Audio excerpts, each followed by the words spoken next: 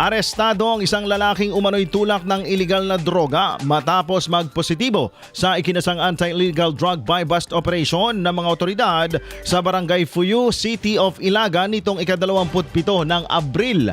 Kinilalang naarestong suspect na si alias Rivero, 46 anyos at isang laborer na residente ng nasabing lungsod.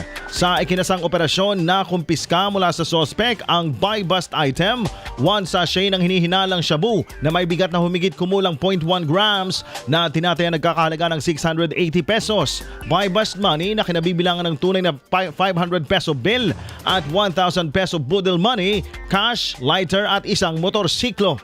Ang suspect at ang nakumpiskang ebidensya ay dinala sa himpilan ng pulisya para sa dokumentasyon at pagsasampa ng kasong paglabag sa RA 9165 o Comprehensive Dangerous Drugs Act of 2002.